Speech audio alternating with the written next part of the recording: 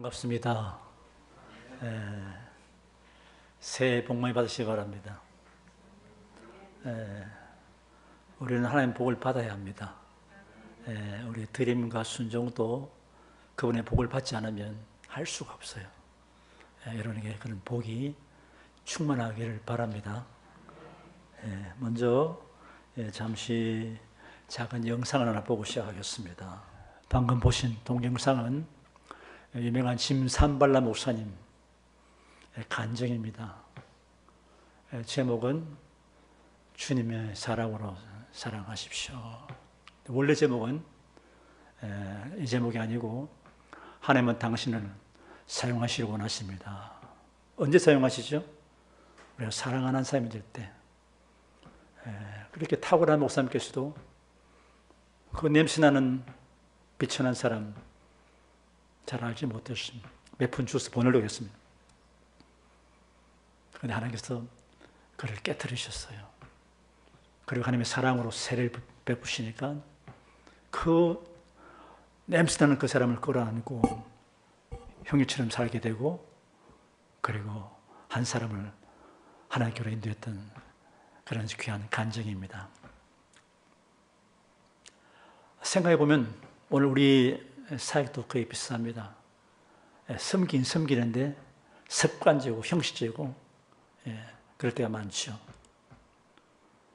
우리 정말 내 앞에 있는 한 영혼을 주님의 사랑으로 사랑하고 있을까요? 우리는 어떤 사람이 되어 마땅합니까? 우리는 사랑으로 섬기는 주님이 기쁨이 되는 사람이 되어야 마땅하겠죠. 이게 오늘 강의의 제목입니다. 오늘 본 말씀은 아까 읽었지만 같이 다시 한번 읽겠습니다. 예수께서 세례를 받으시고 곧 물에서 올라오실 때 하늘이 열리고 하나님의 성령이 비둘기같이 내려 자기 이마에 심을 보시더니 하늘부터 소리가 있어 말씀하시되 이는 내 사랑하는 아들이요 내 기뻐한 자라 하시니라. 오늘 본문은 예수께서 공생을 처음 시작하시면서 세례 받으시는 그런 모습입니다. 그런데 본문을 보게 되면 세 가지 사건이 있죠. 하늘이 열리고 하나님의 성령이 임하시며 동시에 음성이 들려왔습니다. 먼저 하늘이 열렸죠. 하늘 열리는 것, 이것이 예수님 공생의 시작이었습니다. 하늘 열리는 것은 무슨 의미가 있겠습니까? 하늘은 저절로 열리지 않습니다. 하나님이 여신 것이죠. 이 역사 속에 하나님의 개입이 시작된 것을 의미하는 것이고, 역사의 큰 전환점, 하늘 열리기 전과 열린 후는 완전히 다른 것이죠. 우리도 마찬가지입니다. 하늘 열리는 사건이 일어나지 않으면 우리는 그냥 사는 거예요. 그냥 열심히 사는 거예요. 그래서 하늘 열리게 되면 그때부터 새로운 삶이 시작됩니다. 사도 바울도 회심하기 전에 다메섹 도상에서 하늘 열려서 하늘을 보기 전에는 열심히 살았지만 하나님을 대적하는 일밖에 못했었어요. 하늘 열린 것을 경험하게 될 때 사울은 바울이 됐던 것을 보게 됩니다. 또 마찬가지죠. 큰 변화가 일어나는 것입니다. 그래서 전혀 다른 차원의 삶. 전혀 다른 차원의 삶. 여러분, 예수 믿고 교회에 나오는 것으로 이게 전부가 아니죠. 우리는 많은 사람들이 교회에 나오면서도 종교적인 행위일 수 있습니다. 하늘이 열린 것을 경험하지 못하게 되면 그냥 종교 행위죠. 어느 때인가 하나의 열린 것을 경험하게 되면 우리 삶이 달라지는 것입니다. 땅에 살면서 하늘을 먼저 생각하게 되죠. 하늘을 위해서 살아갑니다. 여러분, 우리가 강의 들을 때마다, 또 설교 들을 때마다 먼저 그의 나라 의를 구하십시오. 하나님 나라를 구하십시오. 라고 말씀을 듣지만 그게 그렇게 잘 됩니까?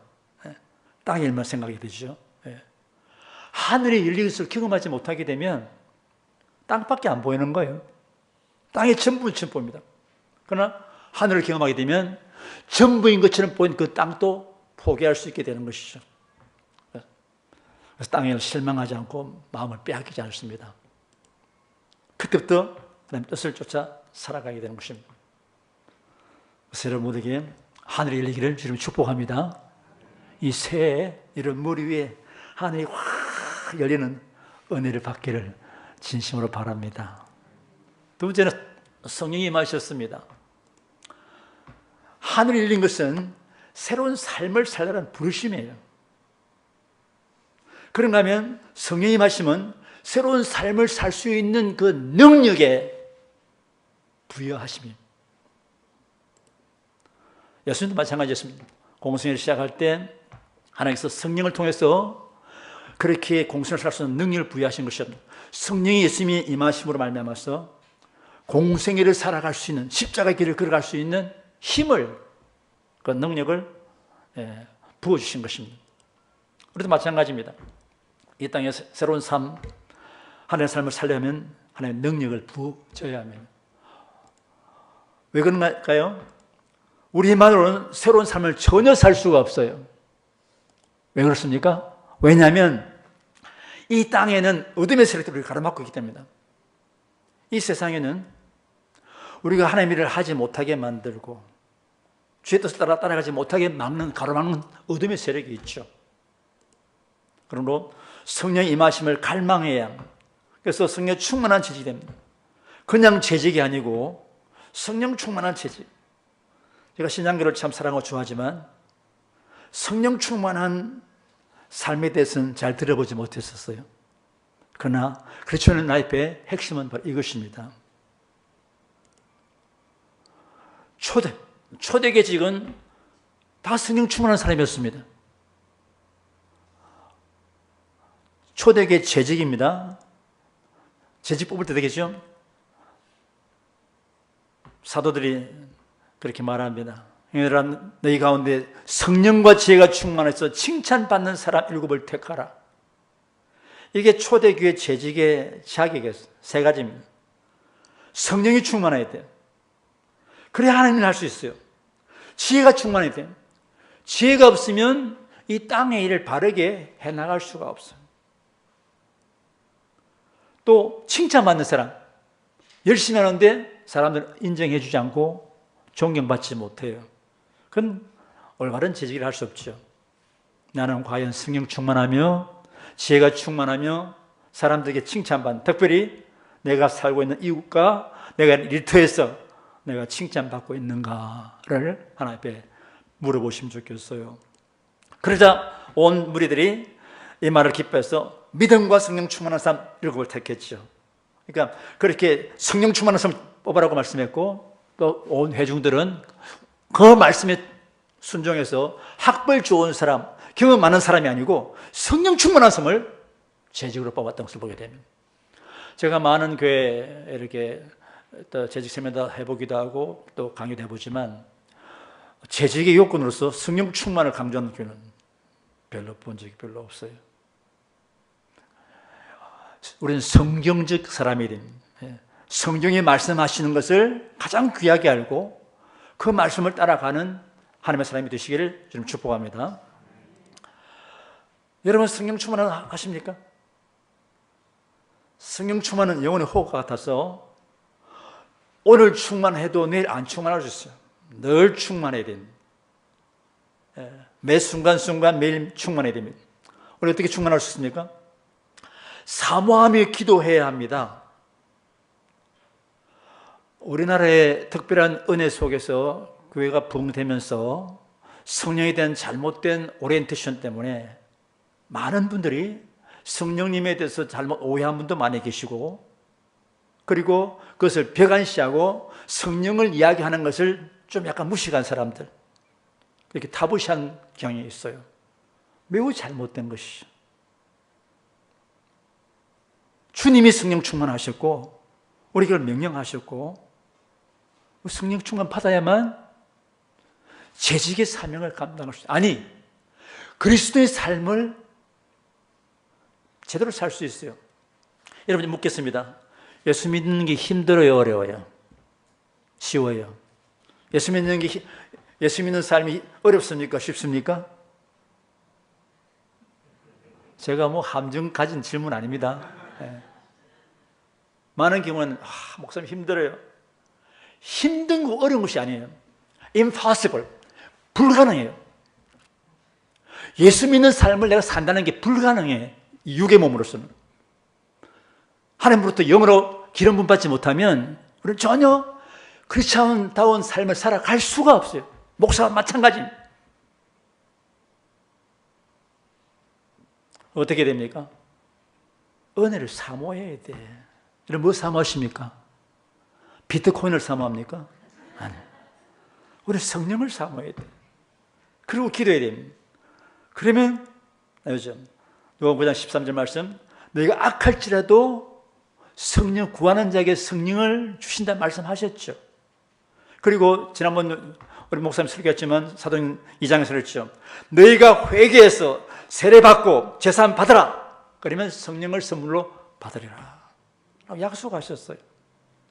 여러분 누가복음 9장 앞에 보게 되면 구하라, 찾아라, 두드리라, 그런 기도에 대한 강력한 말씀하신 다음에 나가시 나오거든요. 근데 그냥 구하는 게 아니에요. 구하고 찾고 두드리고 사모하면서 갈망하면서 구하라는 것이죠. 여러분 성령의 은혜를 받지 않으면요 참 기쁨을 우리가 누릴 수 없어요. 참 승리를 누릴 수가 없어요. 말씀의 깊은 뜻을 잘 깨달을 수가 없어요. 그리고 우리가 섬기도 제대로 섬길 수가 없어요. 그냥 마지못해 하든지 힘 빠지든지 하다가 그만두든지 그럴 수가 있죠. 여러분 모두에게 이 은혜의 길을 주님 축복합니다. 성령 충만한 지식이 되시기를 진심으로 바랍니다.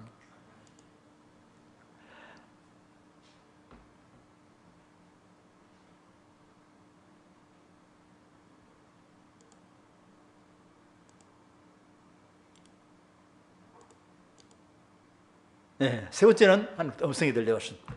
하늘 열리고 성이 임하시고 하늘의 음성이 들려왔어요. 이게 참 중요한 겁니다. 어떤 음성이죠? 같이 읽습니다. 이는 내 사랑하는 아들이요 내 기뻐하는 자라. 예수님이 이 음성을 두 번 들으셨죠. 세례 받으실 때와 마태복음 17장의 변화산상에서 들으셨죠. 이는 내 사랑하는 내 기뻐하는 자라. 이 말씀은 구약 성경에서 나오는 메시아에 대한 예언의 말씀에서 나온 말씀입니다. 잘 볼까요? 시편 2편 7절 보면 여호와께서 내게 이르시되 너는 내 아들이라 오늘 내가 너를 낳았도다. 다시 성령 충만해가지고 장차 오신 메시아에 대한 그 말씀을 지금 듣고 있는 거예요. 하나님 말씀하시를 너는 내 아들이라, 내 사랑하는 아들이라, 내가 너를 오늘 낳았도다. 이사야서 42장 말씀은 고난받는 종으로 오실 메시아에 대한 예언입니다. 내가 붙든 나의 종, 내 마음에 기뻐한 자, 내 택한 자를 사람을 보라. 여기 나오는 이 두 마디 말씀이 바로 그것이 인용돼서 들려온 음성입니다. 이는 내 사랑아들이요 내 기뻐한 자라. 구약의 메시아에 대한 예언의 말씀하셨기 때문에 이에 대해서 어떤 신학자는 예수님의 메시아 대관식이다. 하나님의 음성이 들려오는 순간 그 음성을 듣고 저것이야말로 바로 예수님이 메시아로서 지금 대관식 세워지고 있는 그런 중요한 장면이구나 라고 신학자가 말한가 하면, 또 어떤 성경학자는 메시아에 대한 하나님의 이중확정, 더블 어슈어런스, 내 사랑 아들이라고만 하지 않고 내 기뻐하는 자라라고 이중으로 하나님이 예수님이 누구신지를 분명히 확정해 주셨어요. 이 음성은 하나님께서 아들의 존재를 확인시키는 하나님의 말씀입니다. 그냥 음성이 아니에요. 하나님께서 친히 아주 공개적으로 예수님이 공세를 시작하는 그 마당에 바로 메시아다, 나의 택한 사람, 나의 메시아다 라고 하나님께서 확인시켜주는 선포식입니다. 예수님이 말씀 통해서 자신의 정체성을 분명하게 나는 하나님의 사랑하는 아들이여 기뻐, 바로 내가 보냄받은 내가 구세주, 내가 메시아다 하는 것을, 그 정체성을 가지고 걸어가시는 것이죠. 그래서요 마귀도 시험 받을 때도 전혀 흔들림이 없죠. 모든 시험을 이기시고 십자가를 묵묵히 계속 걸어가신 것이었습니다. 우리도 마찬가지예요. 우리가 어둠의 세력에 흔들림이 없이 새로운 삶을 살아가려면 하나님 말씀 들어야 돼. 내가 누군지, 하나님 나를 사랑하신다는 그런 확신을 갖고 있으면 하나님 나라를 기뻐하신다는 그런 분명한 증거가 있으면 우리는 전혀 흔들리지 않아요. 위협이 오고 고난이 오고 오해를 받고 불이익이 생기고 사업이 실패해도 그분이 나를 사랑하신다는 분명한 마음의 확신과 확정이 있다면 두려워하지 않죠. 넘어지지 않죠. 그냥 꿋꿋이 걸어갑니다. 그래서 우리가 이 정체성이 분명해야 됩니다. 내가 누군지. 그래야 하나님 백성답게 살아갈 수 있습니다. 우리의 정체성이 흔들리면 삶 전체 흔들려요. 조그만 공격받아도, 조그마한 문제가만 생겨도, 조그만 실패를 경험해도 내가 뭘 하고 있는 거지 하고 흔들리는 거죠. 그러면 정체성 뭐죠? 아이덴티티. 이게 뭡니까? 이걸 쉽게 말하면 우리의 존재 이유입니다. 곧 내가 누구인지, 내가 왜 사는지, 내가 무엇을 존재하는에 대한 해답이에요. 그게 정체성이라는 거예요. 내가 누군가? 내가 왜 살고 있지? 내가 뭘 존재하지? 바로 그거예요. 근데 마귀가 아니라 뭡니까? 마귀는 자꾸 우리 정체성을 흔들어놔요. 흔들리니까 따라서 눈치 봐야 되고 세상의 풍조 따라 살고 평판과 여론에 민감한 것입니다. 여론 따라 살아가는 사람요, 그 사람은 그리스도인 정체성이 희미한 사람이에요. 여론이 중요하지, 평판이 중요하지 않아요. 세상 풍조가 중요하지 않아. 하나님의 사람들은. 우리는 하나님 앞에 내가 사랑받는 하나님의 자녀라는 사실을 잊지 말아야 합니다. 그러나 분명한 정성을 부여받게 되면 우리 삶은 더 이상 이 땅에서 흔들리지 않습니다. 여러분, 우리는 하나님의 사랑받는 자녀입니다. 아멘? 우리 정체성이죠. 썰어보시면서요, 입에 발린 말 하지 말고 정말 마음에 담으시면서 하나님의 사랑받는 자녀입니다 라고 고백하십시오. 애정을 담고 확신을 가지고 이렇게 딱 이렇게 고백하시네. 그리고 가슴 손을 얹으십시오. 난 하나님의 사랑받는 자녀입니다. 하나님이 십자가에서 나를 위해서 당신 아들을 희생하신 만큼 나를 사랑하신 사랑받는 자녀입니다 라는 고백을 늘 하셔야 돼요. 어려움이 있을 때, 문제가 있을 때마다, 갈등이 생길 때마다 그 고백을 하시기 바랍니다. 이러한 정성을 분명하게 되면 우리에게도 어떤 어렵고 힘든 일일지도 주님 따라가면 주신 삶까지 잘 감당할 수 있게 될 것입니다. 그래서 우리도 하나님의 음성을 들어야 되겠죠? 어떻게 됐습니까? 설교 말씀을 통해서 들을 수도 있고, 기도 속에 영감으로 들을 수도 있고, 사건과 환경 들을 수도 있기도 하고, 때로는 우리 함께 목장에서 나눌 때 들을 수도 있고, 음성을 들어야 합니다. 자, 그렇다면 중요한 질문입니다. 언제 예수님께 하나님의 음성이 들려왔죠? 그냥 들려왔습니까? 주님 막 걸어가시던, 주님 막 일하시는 데 들려왔습니까? No. 세례 받으실 때, 세례 받으심으로써 올라오실 때, 그때 하늘이 열리면서 성령이 임하시고 하나님의 음성이 들려왔어요. 할렐루야. 세례가 중요한 겁니다. 여러분, 세례가 뭐죠? 여러분, 세례가 뭡니까? 한마디로 말하면 죄 씻음 받는 표죠. 그래서 여러분, 세례 누가 받습니까? 죄인이 받는 거죠. 죄인이 아니라면 세례 받을 필요가 없죠. 그런데 죄 없는 예수님께서 세례를 받으셨어요. 그 이유가 무엇입니까? 왜 받으셨습니까? 이는 먼저 자신들을 죄인들과 동일시하는 겸손과 사랑의 표현이에요. 하나님께서 사람이 되시 오셔서 그런 죄가 없으신 분이십니다. 그분이 세례 받으신 그 이유는 당신이 구원하실 그 죄인들과 자기를 같이 동일시하신 거예요.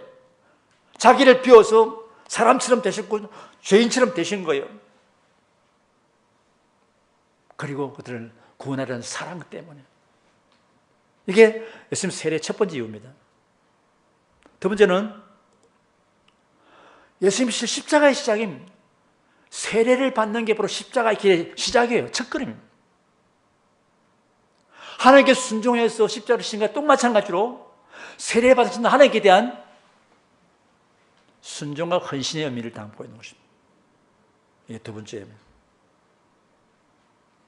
이 세례, 우리가 받는 세례는 그런 세례가 아니었지만 이 세례의 마음 정신을 우리가 배워야 합니다. 우리도 겸손한 사람과 순종을 배웁니다.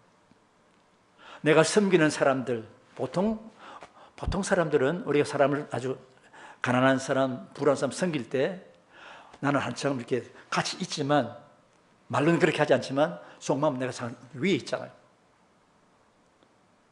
동일시하지 않잖아요. 그리고 함께 같은 동일시하는 마음, 자기를 낮추는 마음, 그들 사랑하는 마음, 그리고 하나님 앞에 순종하고 헌신하는 그 자세가 바로 세례의 마음, 주님의 세례의 마음 배워야 해요. 근데 꼭 기억할 사실이 한 가지 있죠. 이게 포인트입니다. 오늘 우리는 하나님의 사랑받는 자녀입니다. 아멘?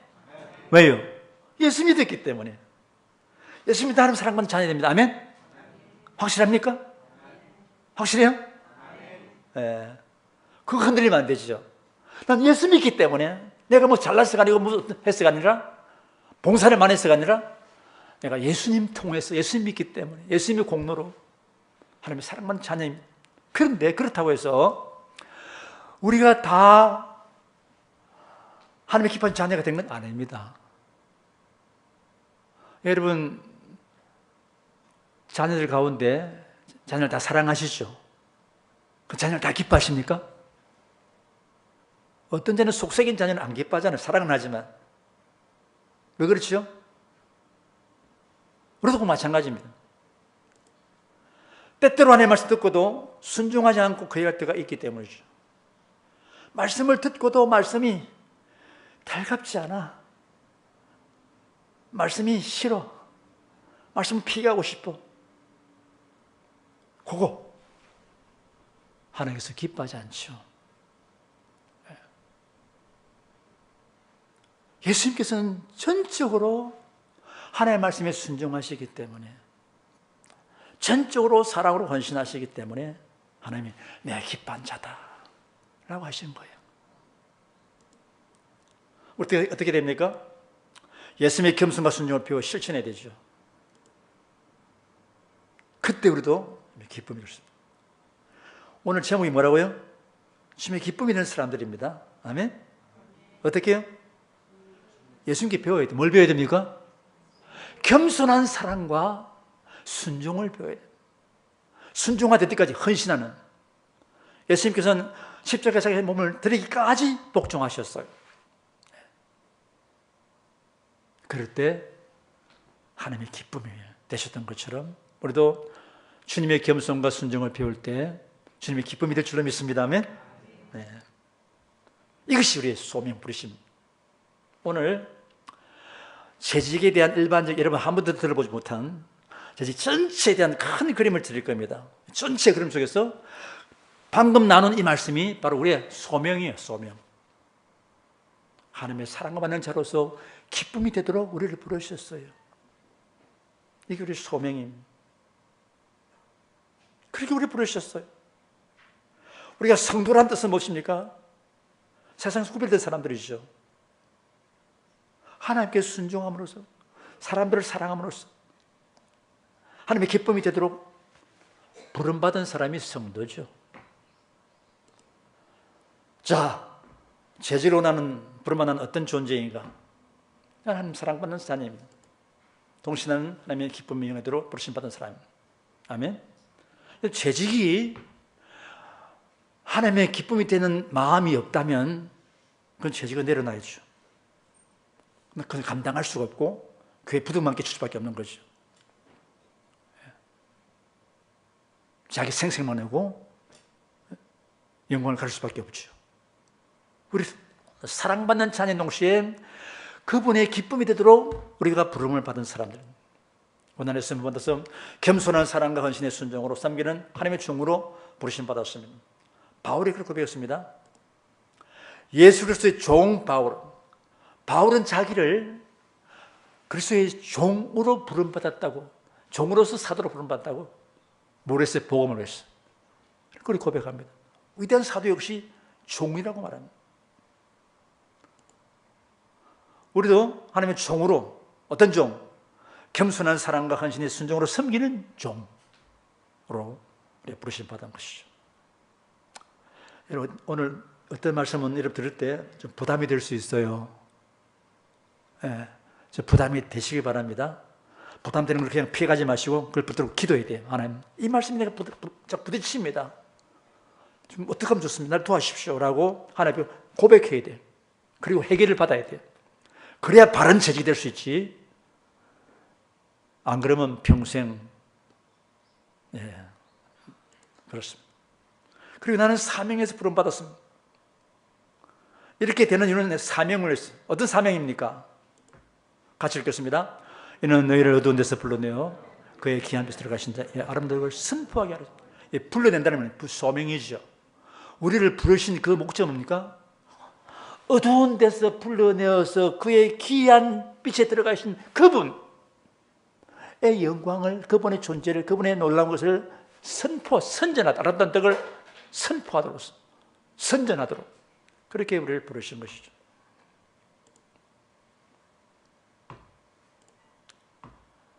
우리에게는 소명의식이 분명히 됩니다. 어떤 소명이십니까? 나는 하나님의 사랑받는 자인 동시에 하나님의 기쁨이 되도록 부름받았습니다.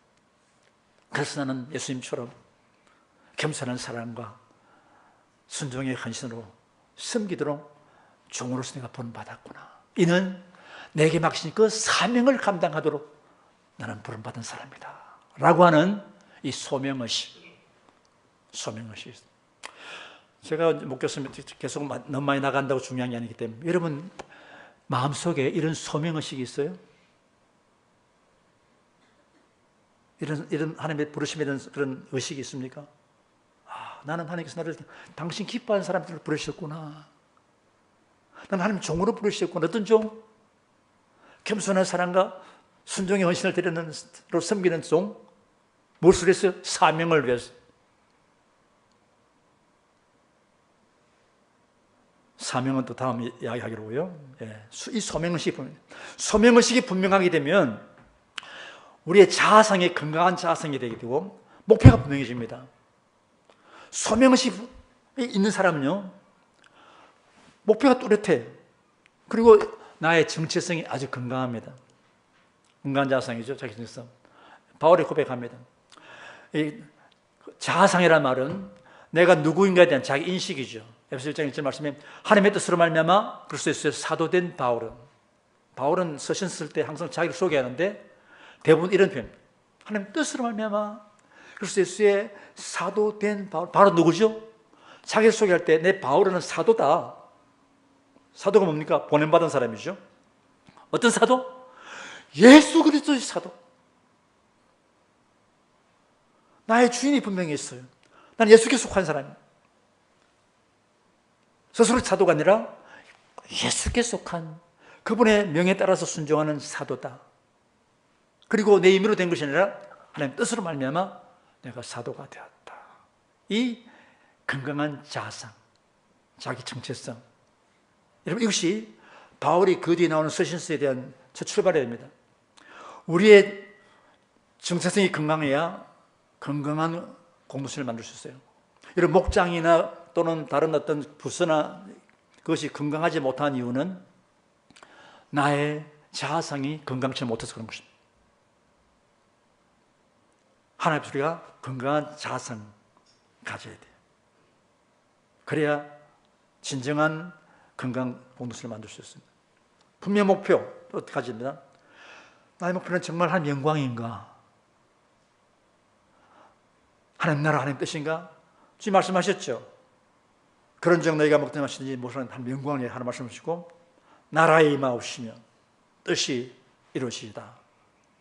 그러니까 하나님 영광, 하나님 나라, 하나님 뜻, 이게 우리의 목표가 되어야 마땅한 것이죠. 먹든지 마시든지 뭘 하든지 오늘 내가 하고 있는 일이, 내가 계획하고 있는 일들이 정말 하나님의 영광인가? 내가 지금 꿈꾸고 있는 그런 어떤 계획들이 하나님 나라의 성취인가? 하나님 뜻을 이루기 위한 것인가? 물어요. 언제 묻습니까? 아침 말씀 묵상 시간이에요. 하루를 마친 전에 일과에 잠들기 전에 하루를 평가하면서 물어야 되죠.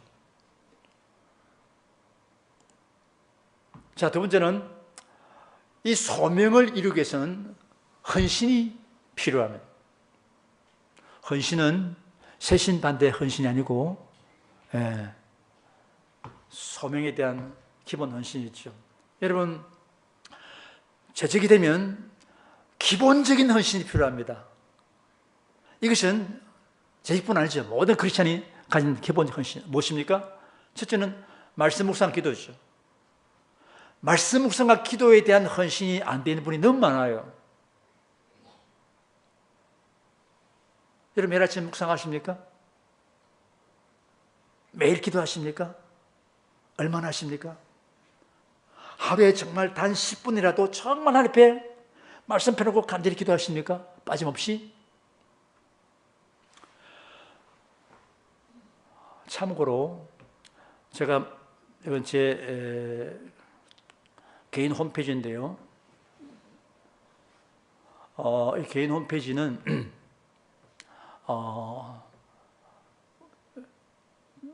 저를 따르는 성도들과 목회자와 선교사를 위한 것입니다. 이 안에 많은 자료가 포함되어 있어요.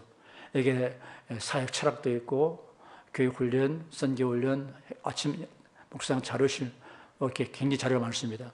특별히 아침 묵상이 중요한, 매일 아침, 예를 들면 아침 묵상 치면 오늘 아침 본문이 무엇이었죠? 사도행 7장 1절에서 16절이죠. 오늘 아침 제가 묵상한 제목은 역사에 대한 올바른 이해라는 제목. 그러면 여기 보면 쭉 나오고 1, 2, 3 대지가 나오고 적용까지 다 나옵니다. 성도들이 아침마다 자기 매일 성경을, 저는요 매일 성경을 묵상한 지가 지금 한 40년 가까이 됐어요. 윤중아 충고 만나가지고 큐티를 배운 다음에 그때부터 제가 대구 있던 서울오던 이걸 가르쳤고 교회에서 구입해서 다 나누고 새벽 기도 때는 항상 이걸 설교했고 전 세계적으로 가장 보편적인 묵상 자료이기 때문에 매일 성경 본문 가지고 매일 아침 묵상함. 그리고 제가 묵상한 말씀을 제가 올려요. 홈페이지에. 그러면 성도도 자기 묵상 가지고 한 다음에 제가 읽으면서 서로 교제가 되는, 목사님 이렇게 하셨구나 하면서 깨닫게 되는 거죠. 그걸 고치기도 하고 도전받기도 하고. 밑에 보면 댓글 단 데서가 댓글, 목사님 이게 무슨 말입니까? 이게 잘 이해가 안 되는데 이렇게 댓글 달면 내가 답변하기도 하고 그렇게 하는 거죠. 그래서 그런데 지난 목요일 날 하나 예를 들면 한 성도님이 아침에 카톡 문자를 보내셨어요. 한번 제가 읽어보겠습니다. 목사님 오늘 아침 말씀 묵상 중 주경부관의 말씀, 나는 과연 생명을 실천하고 있는가를 고민하면서 기도 중에 기획한 대로 오늘 엄마 80의 생신을 잘 준비해서 아버지, 엄마, 형제와 저희 형제 모두 30분 식사를 했어요. 어제까지만 해도 고민하며 식사 때 그저 기도나 해야지 했는데 아침 묵상하면서 우리가 일하시는 주님을 의지하고 믿지 않는 강인한 작은 아버지들과 그 가족들이 다 모일 테지만 동생 보고 예배 순지 만들어 오라고 해서 함께 예배 드렸었어요. 예배는 순서에 따라서 시편 1편 말씀 읽고 예수님 찬양을 함께하고 주기도문을 모두 한 몫을 읽고 참 은혜가 온 어느 시간 되었어요. 오늘 아침 말씀 묵상하면서 지금 여기는 옥중도 아니고 또 온 가족이 모이는 참 소중한 기회인데 오늘 꼭 주님을 전하면서 예배를 드려야겠다는 그런 생각이 들었어요. 올려주신 말씀 힘이 되었습니다. 참 감사합니다. 이분은 이 어머니, 팔순 어머니도 이분이 제가 가서 전도했지만 해서 예수 믿게 되었고 이 동생은 또 가족 전체가 다 예수 믿게 된 거예요. 아직 안 믿는 집안이 작은 아버지.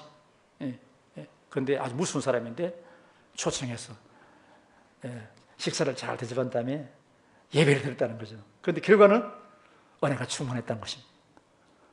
여러분, 복음의 씨가 뿌려지면 결실하게 되어 있는 것이죠. 이게 뭡니까? 말씀 묵상을 한 적용에 그게 헌신이죠. 말씀을 읽고 묵상한 다음에 그걸 순종하는 헌신이 기본입니다. 그것도 없이 무슨 헌신하겠어요? 매일 말씀 묵상하면서 적용하셔야 되죠.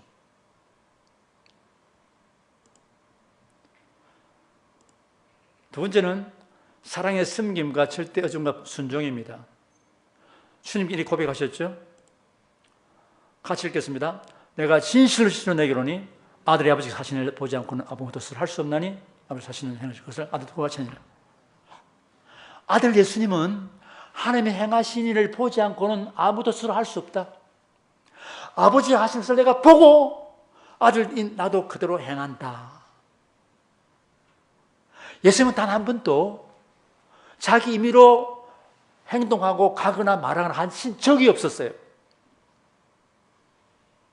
이게 예수님의 모습. 절대 의존, 절대 순종.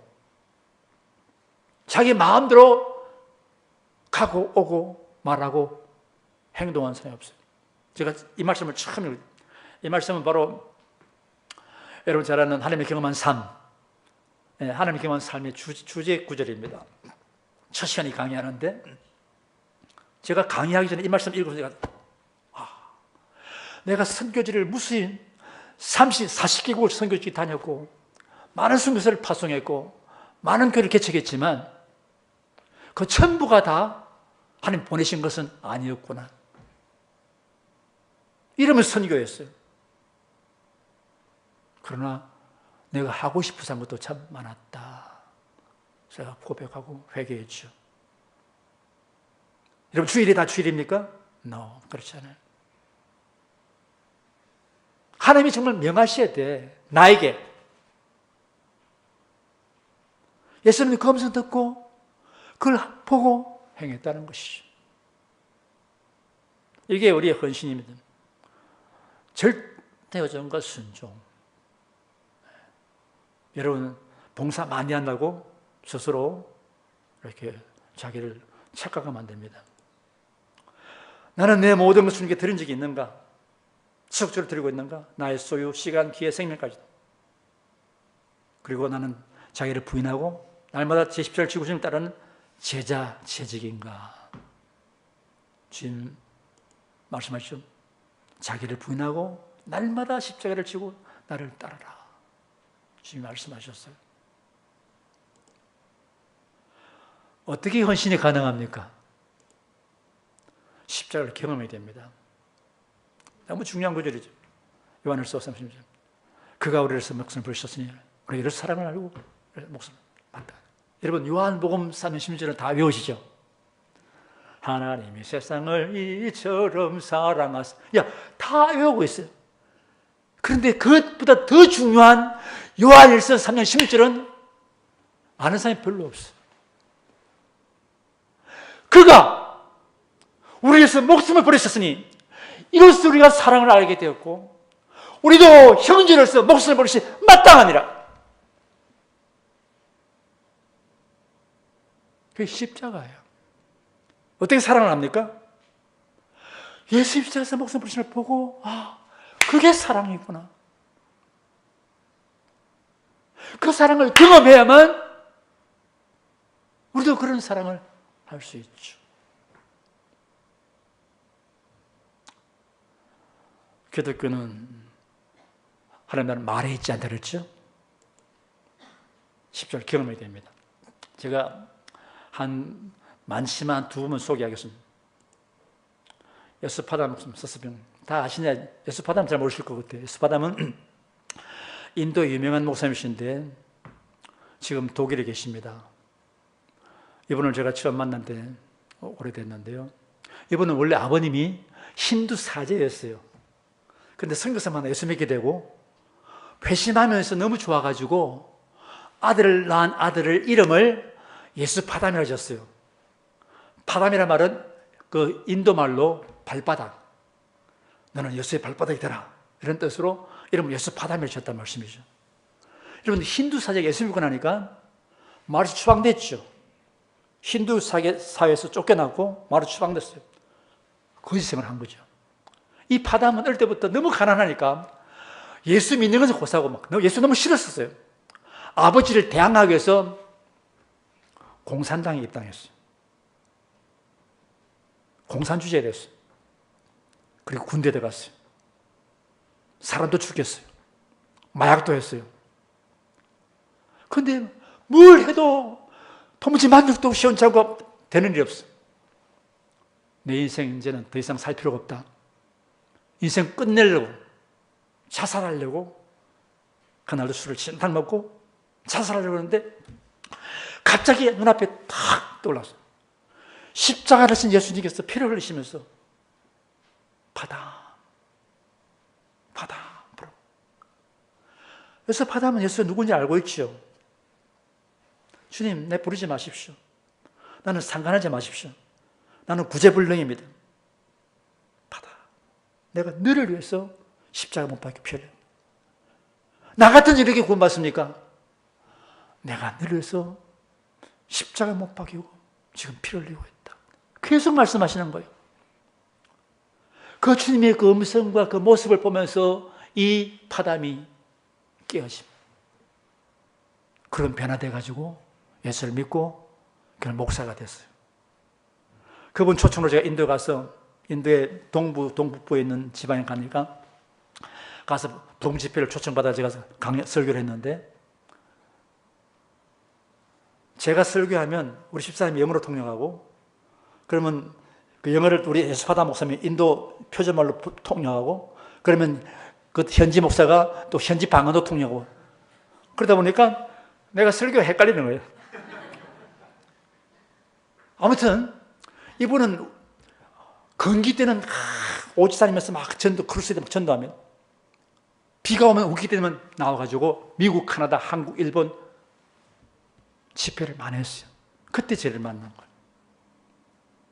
너무 귀하다. 그래서 제가 장신에도 초청해서 하면 설교를 하게 했고 그리고 GMTC라는 선교단체 가서도 하게 했고 근데 이분이 학교를 가나 교회를 가나 뭐 선교단체 가나 갈 때마다 안 빠지고 하는 게 뭡니까? 내가 만난 예수님 십자가를 이야기하는 거야. 절대 안 빠져. 내가 완전히 내 인생 끝내려고 했는데 주님이 나를 불쌍했어. 십자가에 달리신 그 주님께서 나에게 말씀하셨다. 내가 너를 위해서 내가 피 흘리고 있다. 내가 너 때문에 내가 십자가 못 박혔다. 그거를 설교가 되는데요. 가슴 받아요. 십자가를 경험하면 달라지는 거죠. 그래서 서평은 영화를 했으니까 영화 보셨습니까 혹시? 누구죠? 서평 선교사? 이분은 유명한 분인데 사람들이 모르는 사람이 많아요. 독일에서 태어났는데 어머니가 독일 하녀였어요. 어머니가 하녀에다가 자기를 미혼모로 자기를 낳았어요. 아버지를 모르는 거죠. 어머니는 하녀입니다. 서서평 어머니가 어릴 때 그를 버려버렸어요. 그리고 어머니는 미국을 건너가서 미국 남자와 결혼해버렸어요. 서서평이 자라면서 그 말을 듣고는 천신 먹고 찾아갔어요. 엄마 찾아갔는데 엄마가 또 문전 박대에 쫓아내버리는 거예요. 태어나기도 비참하게 태어났고 버림받았고 또 배척당했고 이런 서서평이 참 신기하게도 하나님의 도우심으로 간호사가 됐었어요. 간호를 공부하고 간호사가 됐는데 마치 그때 저 멀리 있는 조선의 나라에서 간호사가 필요하다는 그런 소식을 듣게 됩니다. 그래서 이분이 그 소식 듣고 한국에 왔어요. 조선에 왔죠. 와서 어렵고 힘든 사람들 다 간호하다가 결국은 일찍은 나이 풍토병으로 죽고 맙니다. 여기 질문은 이것입니다. 여러분, 우리 보통 말할 때 사랑을 받은 사람이 사랑하지 왜 사랑이 없어? 난 사랑을 받아본 적이 없어. 그렇게 말할 수가 있지만은 서서평은 그렇게 말할 수가 없어요. 한 번도 사랑을 받아본 적이 없는 서서평.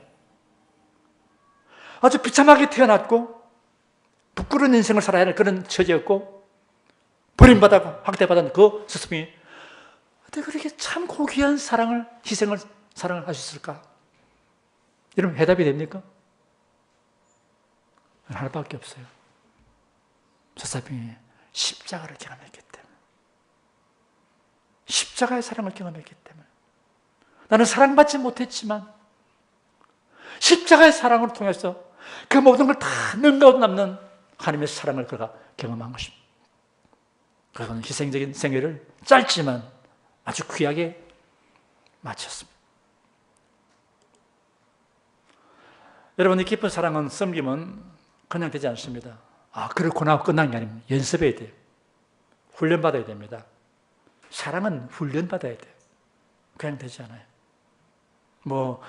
내가 사랑해요로 고백한다 되는 게 아닙니다. 연습해야 돼요. 연습해요. 어떻게 합니까? 십자가 영상을 통해서 순환, 이 컴퓨터, 제 컴퓨터는 십자가에 대한 순환에 대한 영상이 굉장히 많습니다. 제가 목회 중에 좀 답답하고 힘이 들면요, 자정점 컴퓨터 켜놓고 십자가 영상을 봅니다. 여러 종류로.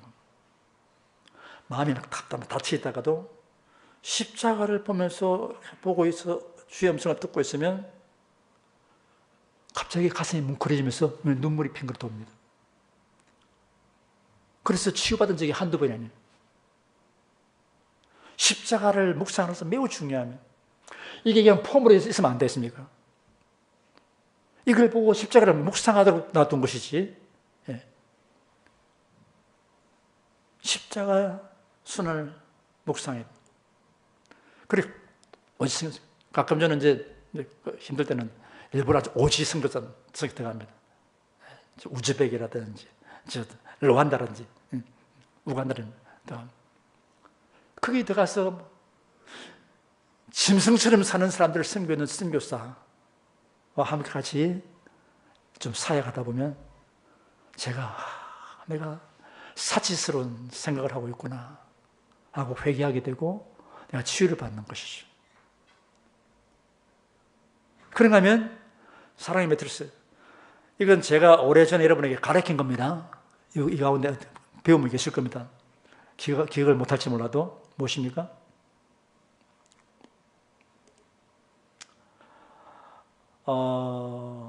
예수님이 잘 아신 내가 영역, 지혜 영역, 주의 영역, 영적 사회적 영역, 이 네 영역에서 가족, 이게 3개월이 필요한데요. 첫 주는 가족에 대해서 육체적 영역, 막 설거지를 한다든지, 아니면 다른 한다든지, 그다음에 영적 영역, 사회적 영역, 이렇게 해서 한 달 동안은 가족을 섬기는 것을 계획을 잡아요. 그리고 거창한 거 말고 작은 거 하나를 평소에 안 하던 걸 하는 겁니다. 그 다음에 교회에서 섬기는 거, 그 다음에 지역사회 섬기는 거. 이게 석 달 걸립니다. 이게 참 쉽지 않아요. 제가 목회하면서 해보니까 어렵습니다. 근데 이것을 한 3번쯤 하고 나면요, 훈련이 된다고요. 전인적인 섬김이 훈련되는 것이죠. 그겁니다. 사랑의 매트릭. 이게 바로 DNA 기본이죠. 그래, 믿음을 실천해야 됩니다. 어딨어요? 훈련받은 거 어디서 됩니까? 우리가 보내심 받은 곳에서. 어딥니까? 첫째는 가정이죠. 우리는 가정에 보냄받았습니다. 두 번째는요, 우리 일터죠. 세 번째는요, 내가 사는 우리 지역이죠.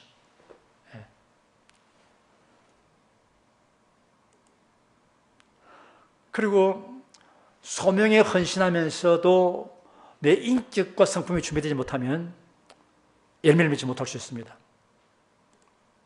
나는 얼마나 그리스도를 닮아가고 있는가. 자기 부인, 순종, 겸손, 온유, 인내, 끈기, 일관성, 사랑, 섬김, 우리의 마음 등에서 하나하나 체크해 볼 필요가 있죠.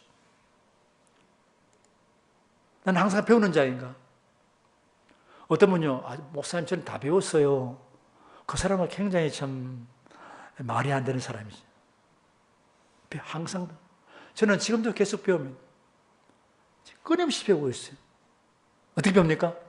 기도와 말씀으로 배우고 고난히 배우는 학습장입니다. 독서, 그리고 공동체. 우리 목장을 함께 사경을 돼서 배우죠. 어린아이 들어서 배웁니다.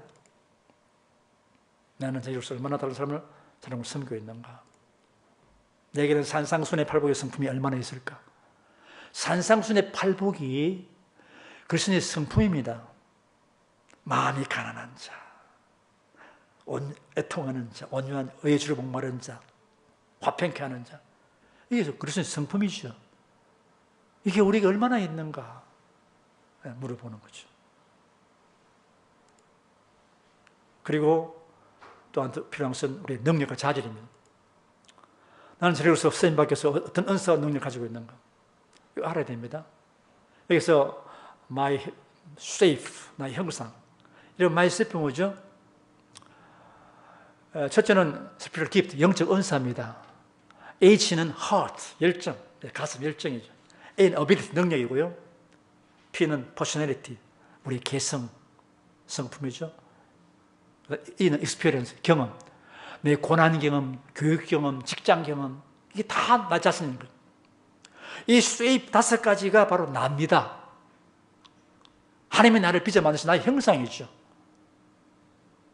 내 영적 은사가 뭔가? 내가 어디 열정이 많은가? 같이 가르치는 은사가 있어도 어떤 분은 주일학교 열정이 있고 어떤 분은 청년부 열정이 있어요. 다른 거예요. 열정이 다른 거예요. 은사는 같아도. 그리고 ability, 능력, personality, 내 개성, 성품. 나는 외향적인가 내향적인가? 나는 일 중심인가 사람 중심인가? 다르죠. 그리고 가장 중요한 experience, 경험입니다. 제가 직장생활 엔지니어 12년 했던 그 경험은 바로 저입니다. 처음 목회할 때는 하나님 왜 저를 공대 보내가지고 직장생활 하겠습니까? 차라리 인문학이나 하지 않고. 그런데 그게 하나님의 섭리였어요. 바로 저기 때문에. 저에게는 남에게 없는 그것 때문에 받는 제 다른 비전과 제 꿈이 또 있는 것이죠. 이것이 바로 하나님의 나의 형상이고요. 나의 정체성이요. 소명을 알게 합니다.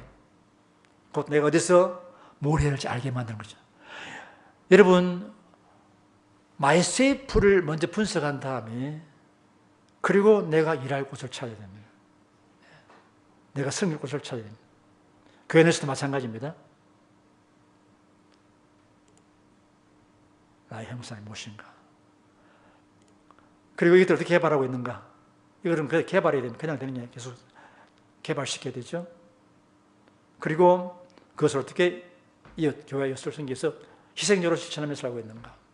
나는 신뢰받고 믿음, trustful person, faithful person. 나는 신뢰받은 사람이고, 저 집사람은 믿어도 좋아. 그분 말씀은 신뢰할 만해. 라는 말을 듣고 있습니까, 여러분? 여러분, 그게 너무 중요해요. 나의 자질이죠.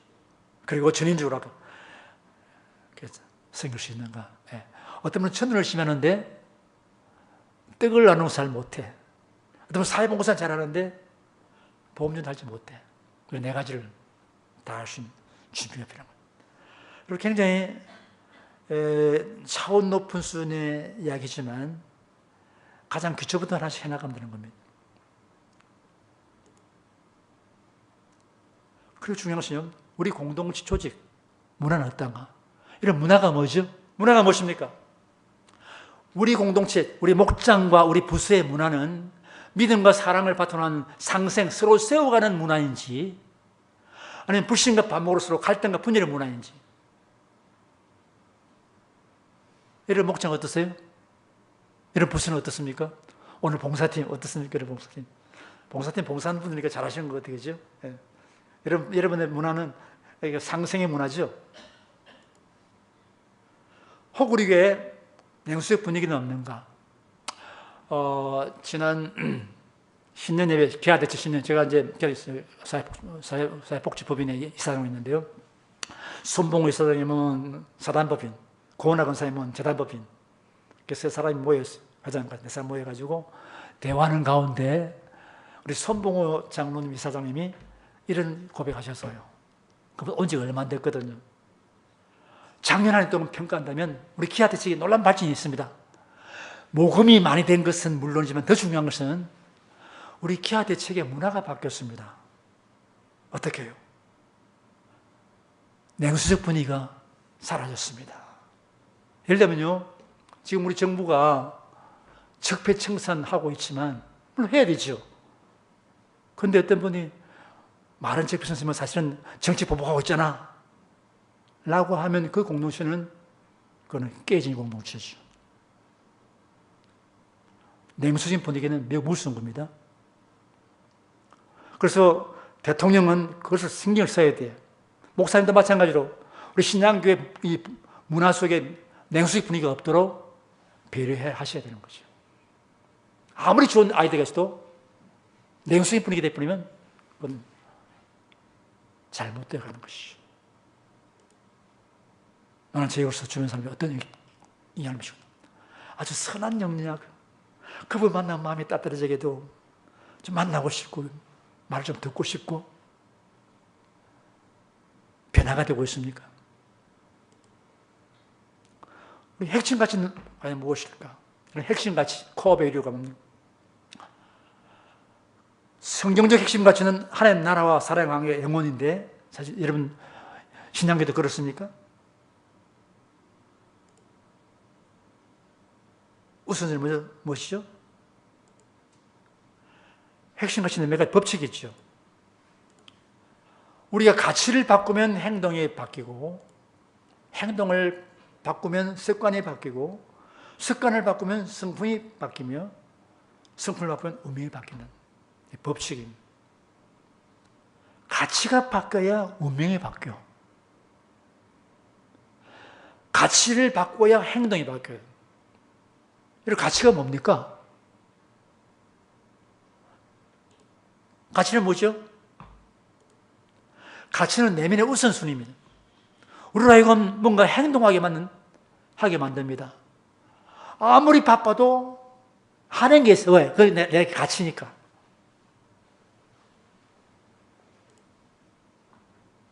가치가 없는 사람은 다 가치 있습니다. 좋지 못한 가치더라도 가치는 다 있어요. 또 하나 중요한 것은요, 말하는 가치가 참 가치는 않을 수 있어요. 제가 성균영화교회 선교를 많이 하는 교회였는데, 노예 가면, 우리 교회 선교합니다. 그런데 말만 그렇게 하지, 그 선교지를 같이 가서 사역해 본 적도 없고, 선교비를 그렇게 많이 하는 것도 없고, 선교사를 파송한 적도 없음에도 불구하고, 남 이름 빌려가지고 쓰면서 선교로 가치라고. 그건 어불성설이죠. 사람들은 그들이 가치다 생각한 것만 행동합니다. 행동을 쓸 가치를 얘기합니다.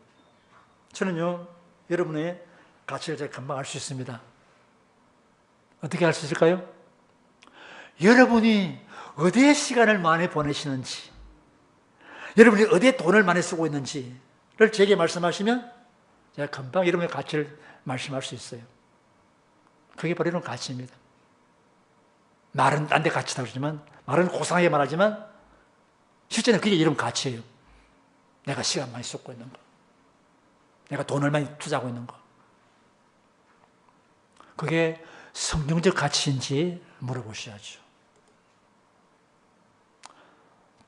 참된 가치, 말로 하는 가치 말고 참된 가치가 뭘까? 나의 참된 가치가 과연 성경적인가? 이 참된 무엇에 근거합니까? 이 그림 보신 적이 있죠? 여기에 열매가 있고 줄기가 있고 몸통이 있고 뿌리가 있습니다. 열매는 결과죠. 그리고 가지는 행동입니다. 그리고 몸통이 가치예요. 근데 그 근거는 뭡니까? 그 뿌리는 신념, 신앙입니다. 가치가 아직 잘못됐다면 그분의 신앙이 아직 잘못된 신앙이에요. 말은 잘하는데 가치가 엉뚱하게 있다면 그분의 신앙이 비성경적 신앙인 것이죠.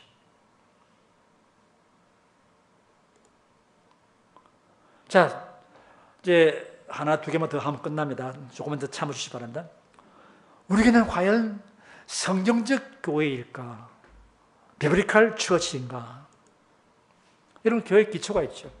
이 부분도 제가 전에 한번 강의한 적이 있는데요. 자, 교회 기초. 교회는 한마디로 말하면 주님이 세우신 주님의 따라합니다. 교회는 주님이 세우시는 주님의 교회다. 왜 그렇죠? 주님 말씀하셨거든요. 또 내가 너는 베드로라, 내가 이 반석 위에 내 교회를 세우리니 음부의 걸쇠가 이제 못하리라. 그리고 이때 처음으로 십자가 순환을 예고하셨어요. 이런 교회는 무엇입니까?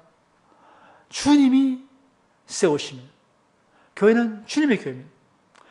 제가 부산 대구에서 교회를 개척하고 서울에 처음 와서 노회를 참석했는데 노회 한 목사님이 참 부끄러운 질문하셨어요.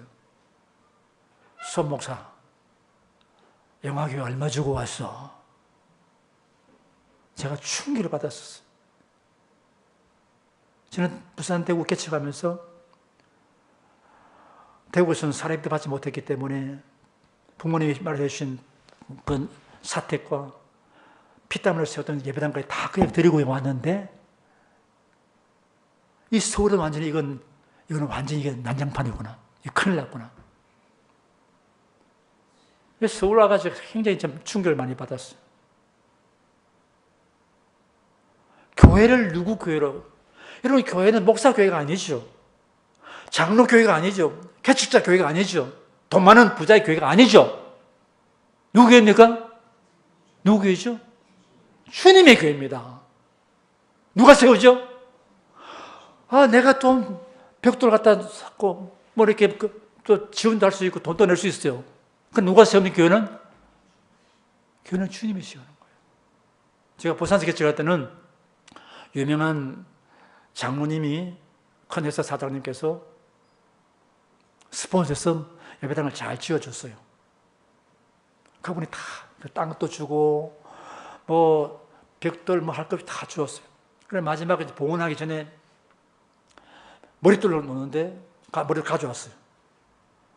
아무개 장로 여기에 이 교회를 세우다. 제가 화를 냈어요. 장로님, 이건 아니죠. 장로님이 돈은 내셨어요. 땅은 내셨어요. 인부도 떼고 건물도 건축도 하도록 도우셨어요. 그러나 교회는 주님이 세우십니다. 여러분, 많은 분들이 오해하고 있어요. 심지어 교회를 사고 팔지 않습니까? 하나님 무슨 죄악입니다, 그는. 하나님 두려운 줄 몰라서 하는 거죠. 교회는 주님이 세우신 주님의 교회입니다. 이 교회 기초예요. 이 교회 기초가 안 돼 있으면 그 교회는 더 이상 발전하지 않습니다. 두 번째는 교회 구조죠. 여러분, 교회 구조는 축제 예배와 소그룹 공동체 두 나라의 교회가 있습니다. 자, 볼까요? 날마다 마음을 같이 성전에 모이기를 힘쓰고 집에서 떡을 떼며 기쁨과 순전 음수고 말. 성전에 모이고 집에서 모이셨어요. 또 바울이 마지막 설교할 때 그 전에 그리 날마다 성전에 있던 집에 있든지 예수를 가르치고 전해주시는 성전에 있던 집에 있든지 또 바울은 위강사 무엇인지 공중 앞에 서나 각 집에서 그렇게 무엇이 내가 전하고 가르쳤다. 공중 앞 큰 날개의 모임, 집 작은 날개의 모임, 두 날개 구조가 있는 거예요. 두나이 교회는 부산의 풍성교회 김승원 목사님이 말한 게 아닌 빌베케 목사님이 지혜종교에서 처음으로 사용한 단어입니다. 성경을 연구한 선교사인데 그분이 태국 선교를 하다가 아무리 선교해도 결신율이 늘어나지 않는 인구 출생률에 비해서 하나님 뭐가 잘못됐습니까? 열정이 잘못됐습니까? 헌신이 없는 겁니까? 3일 금식했어요. 하나님 마지막으로 말씀하시는 너희 미국 교회 열정이 없는 게 아니다. 헌신이 없는 게 아니다. 교회 구조가 잘못되어 있다. 이분이 그 말 듣고 열심히 특별히 사도행전과 복음서를 읽기 시작했습니다. 무빙 처치, 건물 중심의 교회가 아닌 움직이는 교회를 보기 시작한 겁니다. 그래서 이 집에 있는 교회. 여러분 집에 있는 교회 보면 눈바의 집에 있는 교회, 빌레몬의 집에 있는 교회, 루디아의 집에 있는 교회 그런 이야기가 나오죠. 루디아의 집에 있는 교회. 집에 있는 교회가 오늘 현대로 적용한다면 바로 목장교회요 일터교회입니다. 이런 목장이 있죠.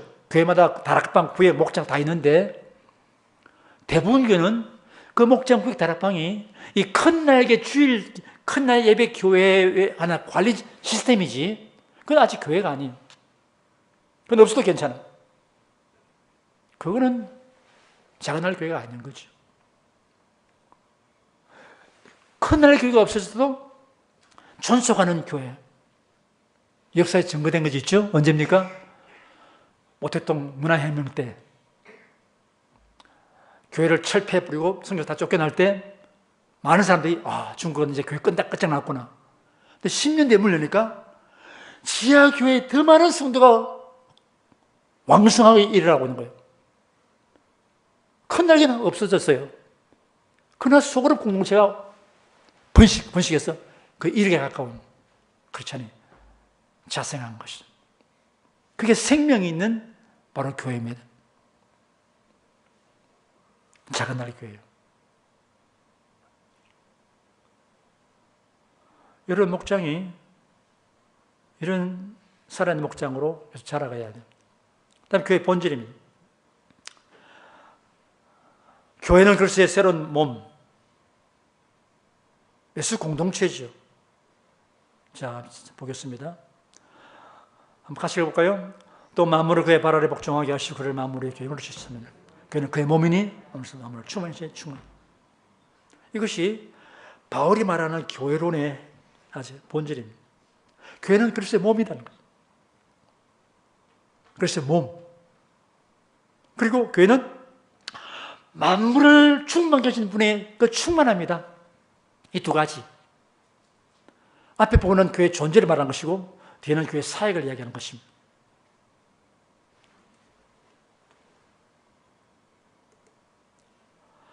교회는 새로운 몸이에요. 공동체. 몸은 유기체죠. 주기체가 아닙니다. 생명 공동체. 예수 공동체. 예수님의 임재와 능력과 목적이 있는 예수 공동체. 바로 그게 교회예요. 유명한 어거스틴의 교회를 좋아합니다. 어거스틴의 교회가 뭐냐? 교회는 그리스도의 성육신의 연장이다. The elongation of the incarnation of Christ.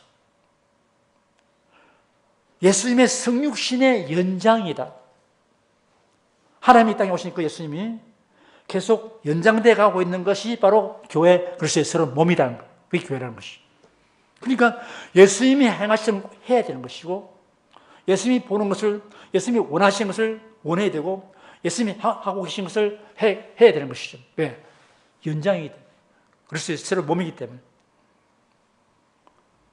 그리고 지역사회를 사람을 섬겨서 제자를 쌓아야 돼요. 이 부분은 만물을 충만케 하신 분이 누구죠? 하나님이시죠. 그분의 충만함이 바로 교회입니다. 하나님의 사랑과 그분의 성품으로 충만케 하도록 어떻게 해요? 세상을 만물을 충만케 하도록 그래서 세상을 변화시키도록 부르심 받은 것이 교회 사역이에요. 그래서 교회가 세워지면 그 교회 때문에 지역사회가 달라지 변화돼요. 그것이 교회의 본질이에요.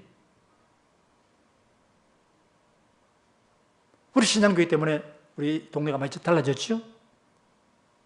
저는 그렇게 알고 있습니다. 그게 교회의 본질이기 때문에. 데러미르는 그런 말 유명을 했죠. 교회가 세상을 변화시키지 않으면, 교회가 세상을 제자 삼지 않으면 세상이 교회를 제자 삼는다. 다시 말하면 교회가 하나님 나라의 가치로 세상을 변화시키지 않으면 세상이 세속 가치로 교회를 타락시킨다. 라고 한 그 말이 바로 미국 교회의 현실이요, 오늘 한국 교회의 현실입니다. 세속 가치로 타락한 교회들. 자, 여기서 교회의 본질 기초. 건강한 교회의 본질 기초가 뭡니까?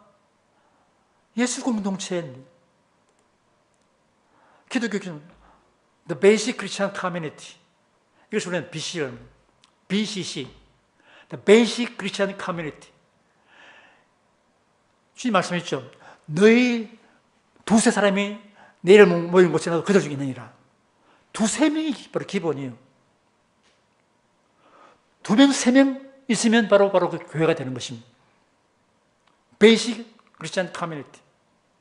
그래서 여러분, 요거는 중요하기 때문에 원하시면 다음 오후에 한번 1시간 정도 강의할 수 있습니다.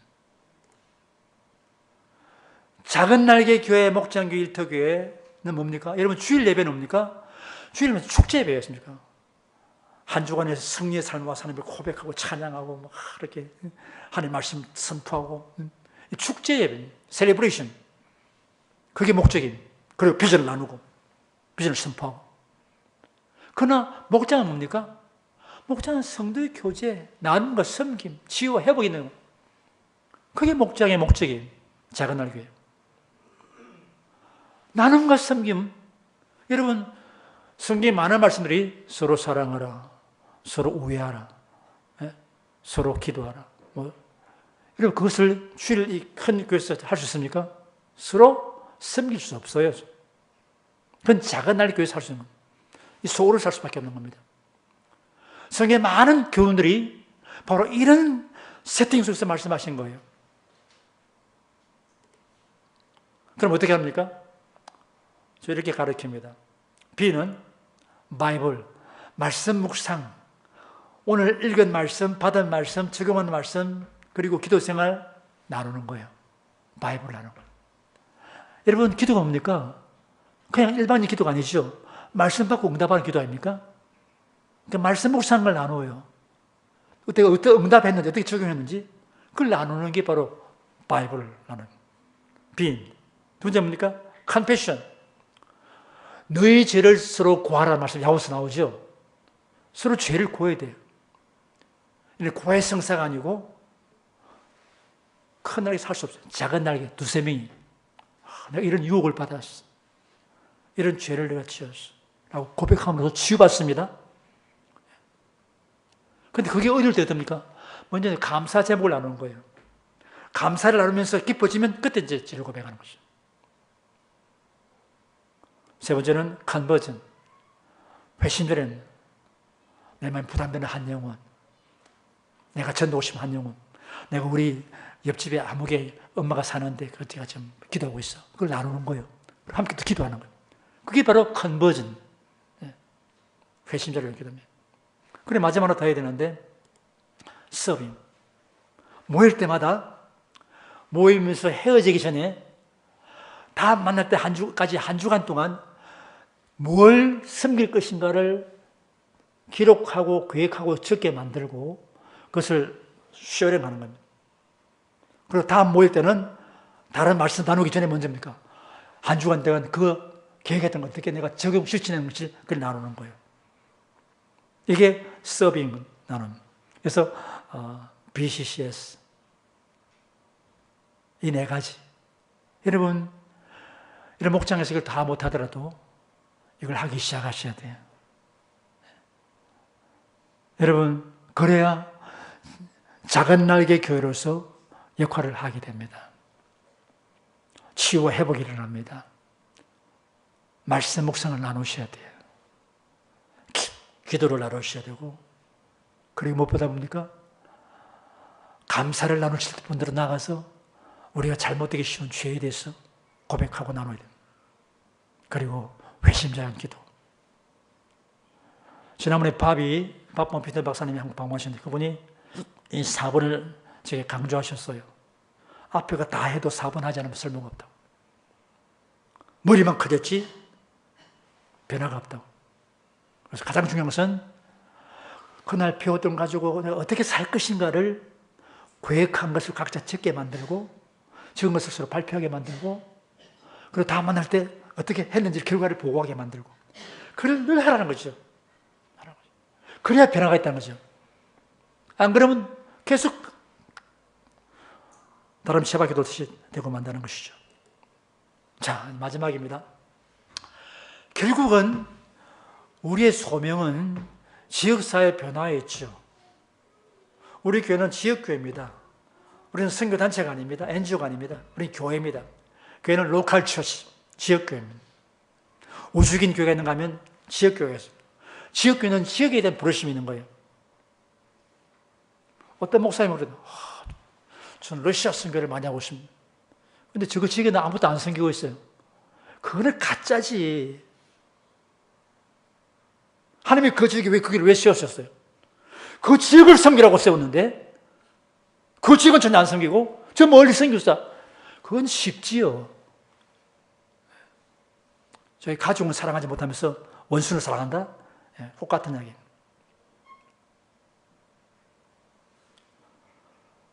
지역의 변화를 위해서 우리 지역에 대해서 영향력은 어떤 것이 우리 교회 때문에 어떤 영향력이 있는가? 10년, 20년 혹은 한 세대 지났을 때 어떻게 변하고 있는가? 지금 신양교회가 40년 됐습니까? 예. 그러니까 원로 목사님 이제 은퇴하시고 차 목사님 때도 그 변화의 열매를 보지 못할 수 있어요. 차 목사님 은퇴하신 다음에 그 다음 목사님 오실 때 그때야 변화를 볼 수도 몰라요. 대개는 그렇습니다. 그러니까 너무 단번에 단숨에 하려고 하면 안 되는 거죠. 예. 시선 나타나는 변화는 이게 중요한 말입니다. 그 변화는 그 안에는 영적 영향력의 산물이고 그 영적 영향의 근거는 교회 모습에 달려 있습니다. 어떤 교회인가? 그 교회 모습을 좌우하는 것은 지도자의 인격 영성, 목사님과 재직의 인격과 영성에 달려 있습니다. 여러분의 인격 영성에 이 교회의 모습이 달려 있고 그 교회의 모습이 영향력을 주게 되고 그것이 지사를 바꾸는 원동력이 되는 거예요. 이게 바로 오늘 말씀 결론입니다. 자, 이것을 조금 이제 정리해 보겠습니다. 소명이 부르심이 분명히 우리 헌신해야 됩니다. 우리 인격과 성품이 따라야 됩니다. 그러니까 자질을 개발해야 되고요. 그리고 문화를 인식하고 문화를 바꿔가야 됩니다. 기독교 문화를 바꿔가야 되겠죠. 그리고 건강한 교회, 성경적 교회가 됩니다. 그래서 지역사회 문제를 변화시키게 됩니다. 그 핵심은 우리가 하나님과 사람 앞에서 어떤 존재이며 어떤 성경의 사랑을 살고 있는가 하나 문제. 내가 어떤 존재인가? 내가 어떤 사랑을 가지고 섬기고 있는가? 그것이 이 전체의 핵심되는 키입니다. 그림 보시면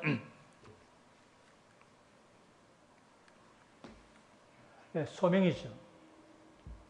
헌신하고 인격 능력, 목표는 변화는 지역 공동 변화죠. 지역의 변화는 출발이 소명입니다. 여러분 스스로 배부르지 않다고 여러분 소명부터 분명하시기 바랍니다. 여러분 소명을 분명하시기 바랍니다.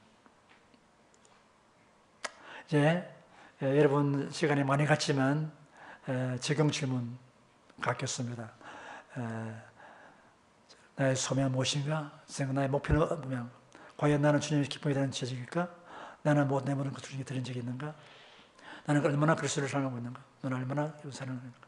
우리에게는 어떤 문화를 가지고 있는가? 7가지 질문 중에서 이게 다 할 시간이 안 되니까 노란 것만 1번, 3번, 5번, 6번 네 가지만 2명, 3명씩 우리 전사님이 이렇게 짝을 지도록 만나서 한 5분, 10분 정도 되겠습니다. 지금 나누시죠.